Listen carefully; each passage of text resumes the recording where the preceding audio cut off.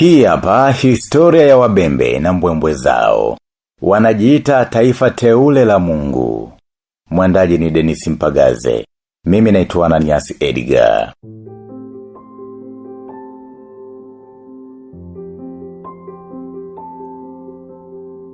Hapo mwanzo alikuwepo mtu mmoja aliitwa jina lake Ikungu Ele. Ikungu Ele alimzaa Ikama Pele. Ikama Pele akawazaa Muteleka, Bembe Sile na Nyakasi Ebulo. Muteleka ndo baba wa kabila la Warega wote. Bembe Sile baba wa kabila la Wabembe wote. Na dada yao Nyakasi Ebulo mama wa kabila la Wabangubangu wote. Bembe Sile akamzaa Mbembe wa Bembe na Mbondo wa Bembe. Mbembe wa Bembe na uzao wake walikwenda kuijaza Congo Brazzaville. Wako jimbo la Point Noa. Na wakati uzao wa Mbondo wa Bembe ndo hawa waliobaki Congo DRC. Lakini pia Mbondo wa Bembe alimzaa mme wa Mbende wa Mbondo, huyu naye akawazaa Sungu Ikama. Bulambo Amoni mme wa Luambo Mwene Mputu wakaijaza Fizi na wengine kuvuka hadi Kigoma mnamo karne ya 13. Tena kwa miguu wakizungukia Burundi. Ukienda Kigoma hadi leo utawakuta Wabembe wengi tu wakivua na kula samaki na ugali wa loe. Halafu samaki wa kuchoma na chumvi kwa mbali, utamu wake sasa mwe.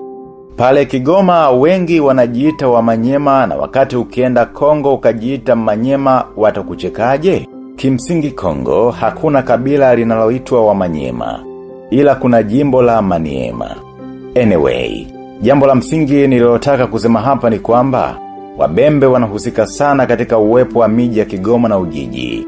Hata jina la Kigoma limetokana na Mbembe moja hivi kutoka nchi ya Ubembe. Aliitwa Kagoma wa kabila la Wagoma.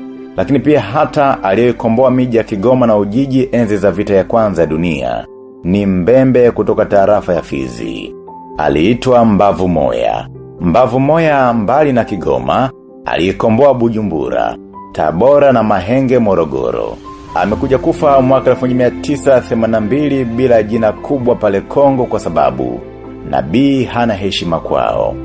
Tanzania tulimuenzi, maana nasikia ule mnara pale Dar es Salaam roundabout ya Samora na Maktaba ni wa huyu mshikaji mwenyewe. Staili yake ya kupigana kwa kushtukiza ndo ilibadili mfumo wa kivita duniani. Maana enzi zile walikubaliana vita itaanza saa fulani, lakini Mbavu Moya akakataa. Akaanzisha staili ya ambushi. Wajerumani wakakalishwa chini kinyama. Tatizo la ambushi, hata ukiwa na machine gun, mwenye rungu anakukalisha kirahisi sana. Walinda amani wa South Sudani na Kongo wananielewa.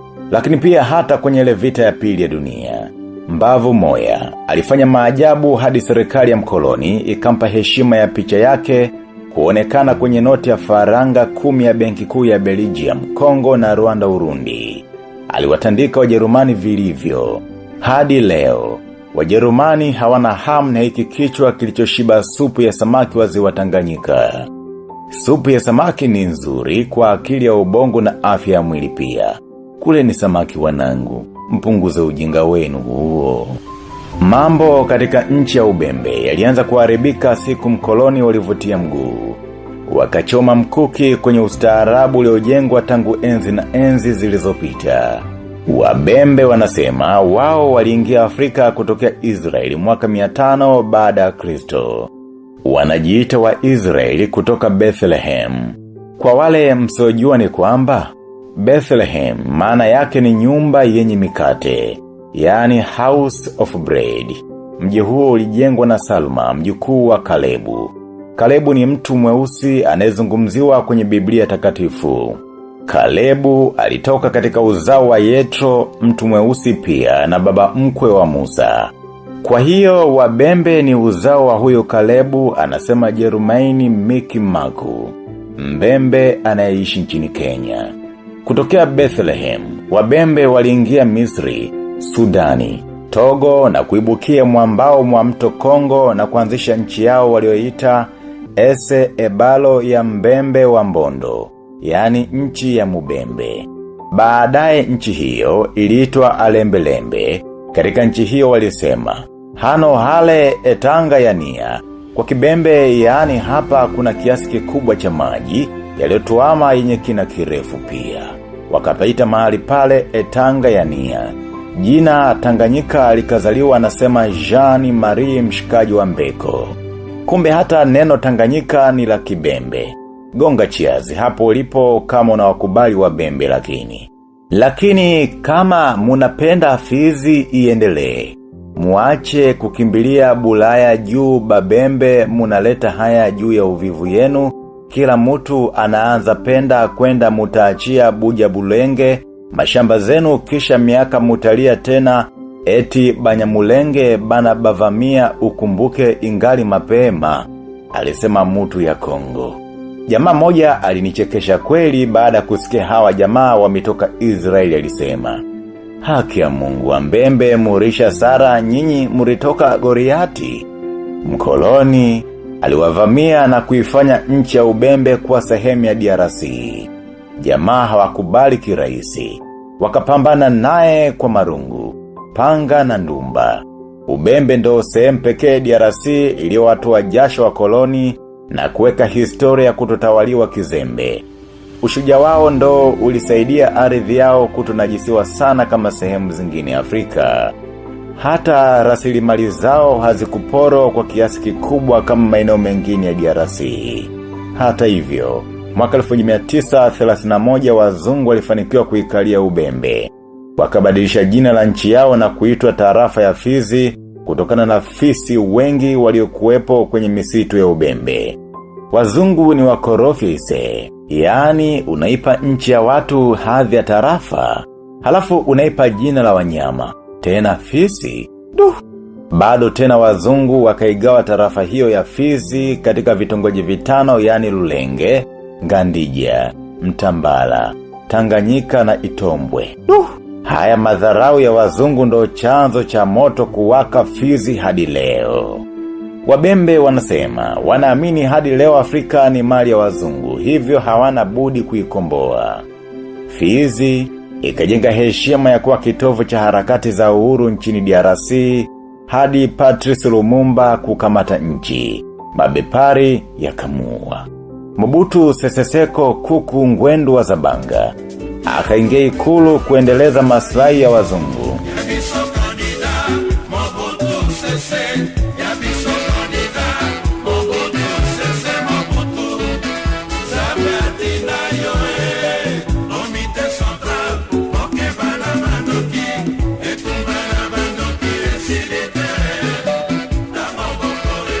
Wabembe wakasema hii haiwezekani. Wakaanza kulala naye mbele. Moto kawaka kati ya Mobutu na Wabembe. Wabembe walitumia mkia wa ng'ombe kuangusha ndege za Mobutu zilizojaribu kwenda kuwapiga. Wakati mwingine walicheza na teknolojia yao ya asili kuzielekeza ndege za Mobutu kuwapiga askari wa Mobutu. Mubembe alitumia nyuki kuwaua marubani na kusababisha ndege kupoteza uelekeo hadi kuanguka. Teknolojia ya nyuki hata Liti Kidanka wa Singida Tanzania alikuwa nayo pia. Yule mama alituma nyuki kwenda kuwauma wazungu tu. Sisi tunakwama wapi sijui? Waafrika tuamkeni. Tunayo mengi sana ya kufanya. Wabembe kwa sayansi ya ndumba ni noma. Wao wanasema ni zawadi kutoka kwa Mungu mwenyewe. Hadi leo jamaa wanazo dawa ukipakwa risasi zinadunda. Dawa hizo zilikwenda na masharti makali sana. Hukutakiwa kuwa mchafu kwa namna yoyote ile. Sijui kama Wabembe wa siku hizi wanaweza. Mbembe halisi hakutakiwa kuchanganya damu, mwiko kuoa au kuolewa na watu wa mataifa. Siku hizi nawaona Wabembe mkiwa mnachili na watoto kizungu pale Marekani na Kanada. Sasa sijui kama hizo dawa zaweza kuwakinga tena. Wanasumbua sana hawa jamaa. Marekani wanatupwa sana jela. Laurent Kabila mwenyewe aliungana na Wabembe ili kumwangusha Mobutu Sese Seko Kuku Ngwendu wa Zabanga. Aliingia Ubembe mwaka 1967. Akina Luteni Jenerali Achinga Wanyasa, Kanali Anzuruni, Abedi Masanga, Luteni Mario Amisi Lwindi, Meja Sende Lumeme Tangania, Meja Enyonyi Kanali Labeti Kienge, General Karis, Generali Shabani Ndalo, Charlie Simba, Florent Baombwa na waganga wa Ubembe wakampa sapoti ya kumtafuna Mobutu, wakadunda kwa sababu Mobutu naye alikuwa vizuri kwa ndumba. Walivyoshindwa kumfurusha Mobutu, Kabila alikimbilia zake Tanzania. Akiwa Tanzania, aliachana na ambishe za ukombozi wa nchi na kuingia zake kwenye harakati za biashara. Kabila alirudi tena Ubembe kumngoa Mobutu. Wakati huu alikwenda kwa ufadhili wa Kagame, Museveni na Nyerere. Inshu yenyewe ilikuwa hivi: baada ya mauaji ya kimbari nchini Rwanda mwaka 1994, Zaire ilijikuta katika mgogoro na Rwanda. Ni baada ya wapiganaji wa Kihutu Interahamwe kukimbilia mashariki ya Zaire na kutumia makambi ya wakimbizi kama beza kuivamia Rwanda. Lakini pia walishirikiana na jeshi la Zaire kuanzisha kampeni ya kuwashambulia Wakongomani wenye asili ya Kitusi, yaani Wanyamulenga. Hali ya uhasama kati ya nchi hizi mbili ikawa kubwa hadi kurushiana risasi ile Septemba mpaka Oktoba mwaka 1996, na huo ndo ukawa mwanzo wa vita ya kwanza ya Kongo. Katika vita hiyo, Rwanda na Uganda walimtafuta mtu mwenye asili ya Kongo ili awe mwamvuli wa kumpindua Mobutu na kisha kuandaa Kanani ya Watusi wote Afrika. Wakampata Laurent Kabila. Kabila karudi Ubembe kwa mara ya pili. Wazee wakampokea. Tayari harakati za kumtoa Mobutu madarakani zikaanza. Waganga wa Kibembe waliokataa kumuunga mkono Mobutu walipigwa risasi. Wahenga wa Ubembe wakasema, Yengwe watobola ikungu numbunge olowa. Wakiwa na maana kwamba wakati wa kiangazi mende hula nyasi za nyumba kidhani anamkomoa mwenye nyumba. Kumbe wanajikomoa wote, kwani wakati wa mvua wote watanyeshewa. Kosa alilolifanya Kabila ni kuwadanganya Wabembe kwamba wamuunge mkono katika vita ya kumwondoa Mobutu, na endapo watashinda basi atawapa uhuru wa nchi yao. Kumbuka Wabembe ni kabila pekee nchini DRC lililopigania uhuru kamili wa nchi yao ya Ubembe tangu enzi hizo. Kumbe ardhi hiyo ya Ubembe tayari Kabila amepromise kuwapa walimtuma, yani Kagame na Museveni. Makubaliano yenyewe ilikuwa baada ya Kabila kuwa rais, alitakiwa kuruhusu mikoa miwili ya Kivu Kaskazini na Kivu Kusini kuwa makazi ya Watusi kutoka Rwanda, Burundi na Uganda, Somalia, Ethiopia, Eritrea na Tanzania. Huu ndo ushenzi wa wanasiasa. Kabila aliwatumia kina Kanali Kayumba Sebastian, Lushano, Generali Sikatenda na Generali Dunia kukamilisha lengo lake na baadaye kuwatupa kama maganda ya ndizi. Wazee wa Kibembe walitumia ndumba kuwalinda vijana wasishambuliwe na risasi. Vijana waliweza kukimbia zaidi ya kasi ya magari ya kijeshi. Enzi hizo Ubembe ilikuwa Ubembe kweli kweli. Walimuomba Mungu na majibu yanatoka siku hiyo hiyo. Kama kuna njaa walimuomba Mungu wa Ebeka Pungu mwami wa Malango. Na wanyama walishuka vijijini. Kazi ni kabaki kwao kuburudika na kitoweo. Kwenye levita ya mwaka 96 kuna familia zilivuka ziwa Tanganyika kwenda Kigoma na Burundi kwa kutumia mkeka. Wazee walitandika kitu ziwani na watu kuvuka hadi Tizi. Hatimaye Mobutu akafurushwa nchini. Kabila akaingia Ikulu, akasaliti ahadi. Kabila aliwasaliti akina Kagame na Museveni kwa kusema kwamba makubaliano yale ya kuruhusu mikoa ya Kivu Kaskazini na Kivu Kusini kuwa makazi ya Watusi kutoka Rwanda, Burundi, Uganda, Somalia, Ethiopia, Eritrea na Tanzania yalikuwa makubaliano ya porini, na kwamba yeye hakuwa na madaraka ya kuuza nchi. Alisema hakatai kuwepo kwa mkataba wa Lemera kama ulivyoitwa, lakini alitaka hilo lipelekwe kwa wananchi kupitia bunge ili wananchi wenyewe waamue. Na kwa upande wa Wabembe aliwaambia hawana akili. Ati Mbembe alikaribisha Mnyarwanda hadi jumbani kwake. Leo Mnyarwanda anamchinja Mbembe kama kuku. Lo, Wabembe wakawa pilipili kwenye utawala wa Kabila. Kabila akawa mkali kama simba. Alitembea na falsafa ya Niccolo Machiavelli kwamba viongozi watumie nguvu ili wabaki madarakani na kulinda heshima za nchi zao. Pia Machiavelli anaomba viongozi wawe wenye busara na itakapohitajika wawe wakali kama simba. Kila aliyeonyesha fyoko aliraruliwa. Vijana waliomsaidia Kabila kuingia Ikulu wakaanza kufa kimaajabu. Kila aliyehoji Ubembe kujitenga alishughulikiwa kama ilivyo kawaida ya viongozi wenye mashaka. Wanakutafuna kwa maslahi mapana ya taifa. Ndo huwa wanasema hivyo. Aloshindwa kuwamaliza Laurent Kabila walikuja kumalizwa na mrithi wake Joseph Kabila. Uhasama kati ya Kabila na Wabembe ukakomaa katika ardhi hiyo iliyobarikiwa utajiri wa kutupa na umaskini wa kunuka.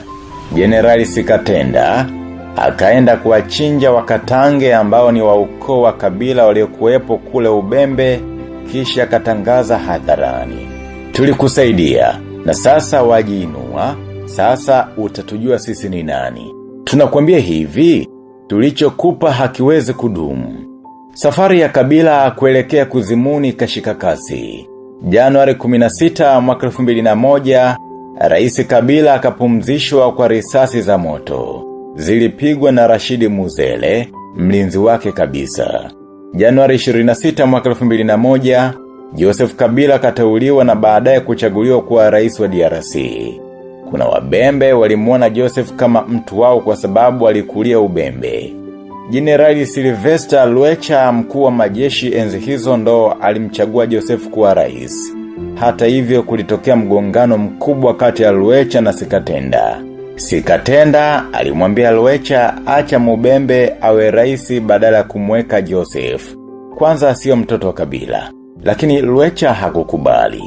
Joseph Kabila akakalia kiti na kuwakomesha Wabembe. Kikubwa alichokifanya ni kurejea ile ahadi aliyoivunja baba yake ya kuandaa Kanani ya Watusi katika ardhi ya Ubembe. Sisi ni watu ambao mpaka sasa tunapigania ardhi yetu isichukuliwe na Watusi. Serikali ya Kinshasa imejaribu mbinu nyingi sana lakini inaendelea kushindwa. Tumepigana sana na serikali ya Kinshasa, wakishirikiana na Watusi ambao wamesapotiwa na mataifa makubwa kama Marekani lakini wanadunda.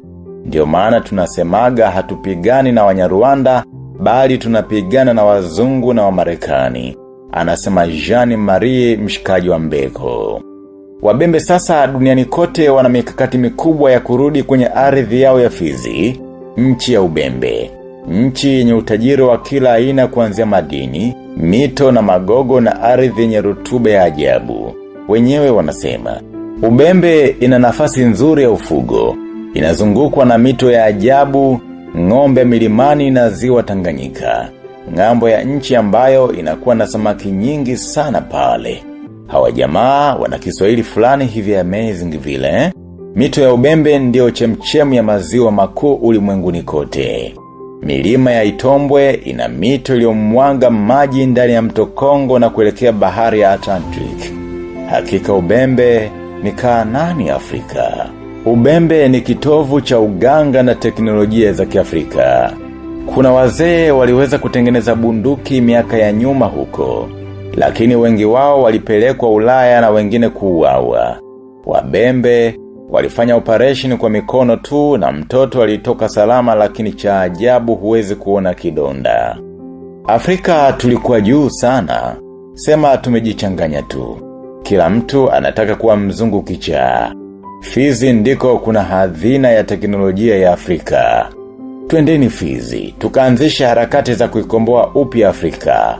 Afrika ni moja, mipaka ni mingi. Iliwekwa kutuvuruga na tunavurugana kweli kweli. Ninavyowapendea hawa jamaa ni jinsi wanavyodumisha mila zao. Hata wakiwa kwenye ofisi wanazogola kibembe. Mbembe mmoja anasema, hata kama nikifika mbinguni tukikaa pamoja na Yesu bado tutaongea naye lugha ya kibembe. Hao jamaa wakiongea kama wanabishana. Ni watu wenye misimamo sana. Ukimkorofisha hata kama ni profesa, ataacha kazi na kurudi kuvua samaki. Wabembe wote wanajiita Maimai, na hata kile kikundi cha Maimai kilianzia kwao tangu miaka 1960. Wanasema ukitaka kumaliza Maimai basi waue wote au Ubembe iwe nchi kamili. Hawa jamaa bana ni paswa kichwa kweli.